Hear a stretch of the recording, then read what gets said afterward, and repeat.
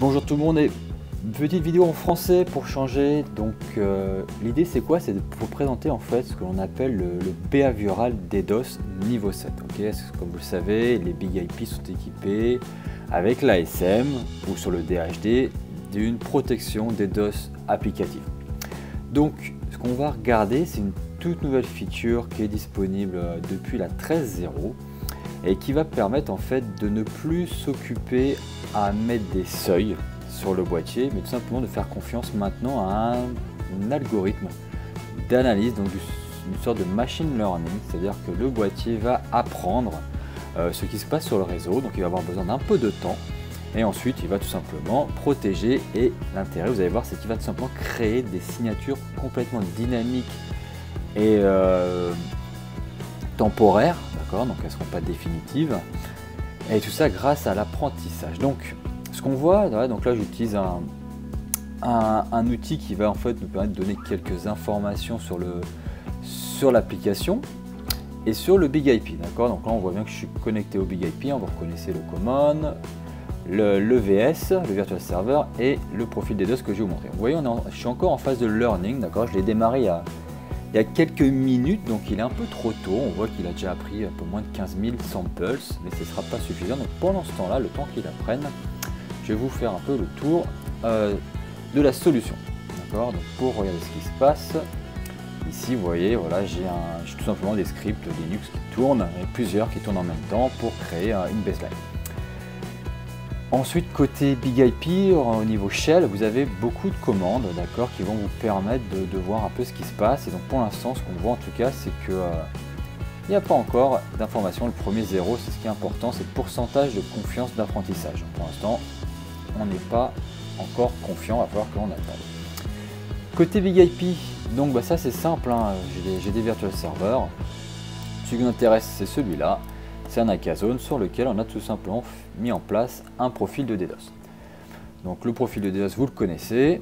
La particularité de celui-ci, c'est qu'en fait, on a juste utilisé cette partie-là, qui est la partie behavioral et stress-based. Vous avez l'habitude de connaître celui-ci, qui est tout simplement une mise en place du DDoS, mais de façon manuelle. C'est-à-dire que pour chaque sur chaque entité, c'est ce qu'on utilise, d'accord, détection d'entité, on va mettre des valeurs manuelles. Il va falloir utiliser principalement l'AVR ou une sonde pour avoir ce type d'information, d'accord. On a mis à dispo sur la dernière version la partie automatique qui va vous permettre de mettre ces valeurs à votre place. Mais ce qui nous intéresse aujourd'hui, ce n'est pas ça, c'est cette partie-là. En fait, on va donc utiliser la partie automatique, c'est-à-dire celle-ci, donc behavioral detection. Ok, donc on va simplement utiliser le machine learning, on va apprendre le comportement du réseau hors attaque, hors anomalie, pour créer une baseline. Et quand cette baseline sera créée, toute déviante de cette baseline va mettre en place un système dit de suspicion et donc de protection, de challenge, etc.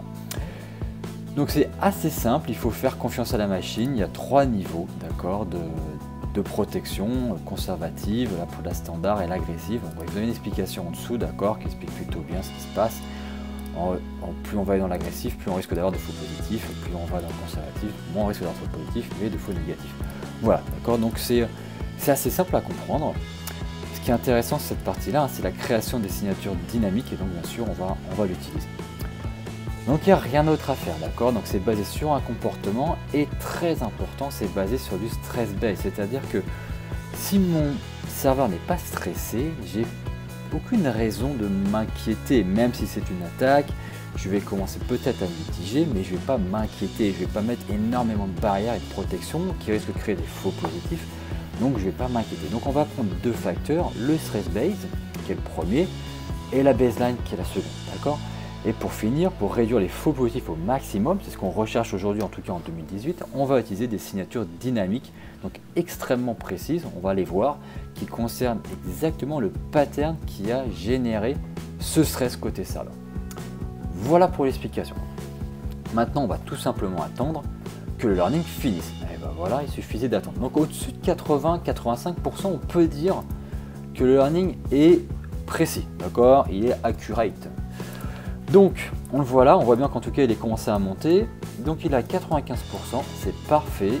Le Big IP nous dit que lui, il est à 100% de confiance sur la partie DDoS, donc c'est-à-dire qu'il est prêt à mettre en place sa protection DDoS. Si je remontais avant, on voit bien qu'avant, il n'était pas du tout prêt. D'accord? Donc là, on est dans les meilleures conditions pour commencer notre petite analyse. Je vais arrêter ça. Il y a une information importante disponible dans le boîtier que voici. Donc on utilise tout simplement un process qui tourne sur le Big IP qui s'appelle ADMD, sur lequel on va préciser le VS plus le profil DDoS et on va lui fournir ensuite derrière quelques informations. Et le SIG, elle, c'est intéressant. Ça nous donne la santé, d'accord, de cette combinaison, de ce VS avec ce profil DDoS. 35%, entre 35 et 45, on est à peu près dans des bonnes santé, d'accord. Lorsqu'on descend, lorsqu'on monte au-dessus, c'est qu'on n'est pas bon, d'accord. Donc pour l'instant, tout va bien. L'applicatif est en bonne santé, les temps de réponse sont bons, on est dans du 34, c'est parfait. Donc ce qu'on va faire, on va se mettre sur un Kali. D'accord, donc là j'ai un Kali qui tourne qui est sur du baseline, et j'ai un Kali ici qui est sur la partie plutôt méchant, l'attaqueur. J'ai un script assez simple qui est un AB, d'accord, c'est un script qui va générer plusieurs types d'attaques. On va donc nous mettre sur la première. Hop, et on va lancer l'attaque. Il va falloir être bon dans le timing parce que vous allez voir qu'en fait il va se passer plusieurs choses. Le Big IP va se protéger de plusieurs façons et je vais essayer de vous montrer les différents types d'attaques. Donc on voit tout de suite là que la santé est très mauvaise, je dépasse carrément les 4.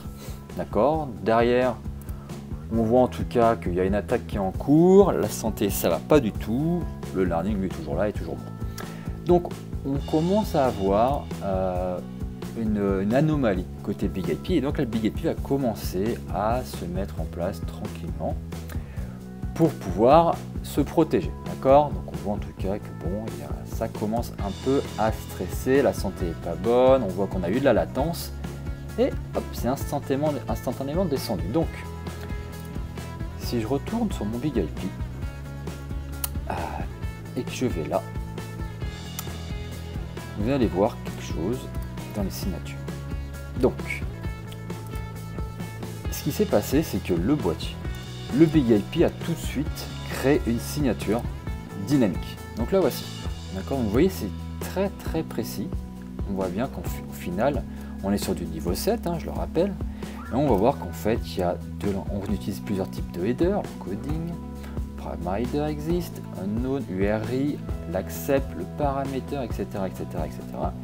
Et donc voici en tout cas la signature. Donc toute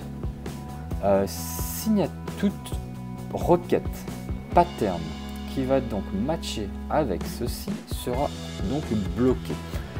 À un instant donné, on va voir que le Big IP va mettre les IP qui matchent avec cette pattern en blacklist, en shun. Et ça c'est intéressant, d'accord. Donc on voit la santé qui est redevenue jolie, c'est normal, d'accord. On voit en tout cas on a eu un peu de stress, un peu de panique et puis ça remonte tranquillement. Voilà, au niveau du serveur il n'y a plus rien, normal, il n'y a que quasiment que du mauvais trafic, hein. Le bon trafic on le voit quasiment pas par rapport à l'attaque. Et donc si on tourne là, on voit qu'en tout cas ici le boîtier vient de créer une liste de bad acteurs, c'est le terme utilisé chez F5. J'en ai 25 qui ont été blacklistés. Donc la logique voudrait que ma signature disparaisse parce que je n'ai plus aucune nouvelle IP source qui génère ce pattern, donc la signature disparaît, mais par contre mes IP sont blacklistées. Donc on va essayer de les retrouver. Donc on voit que la santé est de nouveau ici. Et ce qu'on va faire, donc j'ai des petits scripts tout près, mais ces informations là sont dispo directement dans le boîtier via le ADMD ou l'IPIDR qui sont deux process, deux binaires disponibles sur le boîtier. Et donc là on voit bien en tout cas voilà, que j'ai 25 adresses IP qui sont bloquées, d'accord. Donc si vous regardez cette valeur là, le fameux tout, en fait c'est le timeout, d'accord, TOUT. En français on lit tout, ça n'a rien à voir, d'accord. Donc on est vraiment sur un timeout, donc c'est à dire par défaut il est de 1300, donc je vais devoir attendre que le timeout descende à 0 pour que les IP soient de nouveau analysés et régénèrent une nouvelle signature dynamique.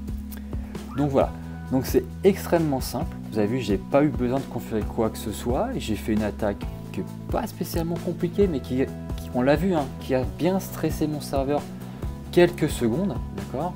Si je retourne là-dessus, on a bien vu qu'en tout cas, j'avais un serveur queue qui n'était pas top. D'accord. Et on voit bien en tout cas qu'il y a eu des connexions qui sont tout simplement mises en queue et qui ont fait un peu stresser mon serveur. Donc, extrêmement simple à mettre en place. En plus, vous avez beaucoup d'informations pour voir ce qui se passe, voir la santé de vos serveurs, la santé du service, les RSP qui ont été blacklistés. On peut les déblacklister extrêmement facilement. Je mettrai dans les commentaires de la vidéo tout simplement les commandes les plus intéressantes, d'accord, pour que vous puissiez voir ces informations. Côté Big IP, vous retrouvez bien sûr depuis la V13 le nouveau dashboard, ok, au niveau reporting, voilà, qui est de type Elasticsearch. L'intérêt c'est quoi? Donc il faut une bonne résolution. Pour la vidéo, j'ai volontairement augmenté considérablement ma résolution, mais vous avez du coup sur la droite les informations, les métriques, et vous allez pouvoir du coup, en sélectionnant une attaque à droite, mettre à jour les informations à gauche, d'accord. Donc voilà, donc c'est extrêmement intéressant. Ça c'est la partie dashboard. Je préfère moi la partie analysis qui rentre beaucoup plus en détail, c'est beaucoup plus technique. Et donc là on retrouve, si on descend, voilà nos petits, exactement, d'accord. Donc là on retrouve exactement tout ce qui s'est passé, le pass-through, le bloc. Donc si vous regardez en haut, hein, ici, les DOS blocs, les blocs bad request, les blocs bad actor. Donc les bad actors, c'est les fameuses 25 IP qui ont été bloqués, et le trafic que ça génère. C'est complètement dynamique, vous pouvez zoomer, ensuite vous voyez les petits trous qui tournent vers, ça met à jour à droite, ça met à jour à gauche. Voilà, c'est donc dispo depuis la V13, c'est très intéressant et c'est du type Elasticsearch, donc on peut très bien sélectionner ce qui nous intéresse à droite et on récupère les infos sur la gauche, d'accord. Donc si je veux voir seulement le car view, je clique sur le car view et ça se met à jour. Donc c'est extrêmement simple, extrêmement puissant. Voilà pour cette vidéo, j'espère que ça vous a plu et à bientôt pour une nouvelle.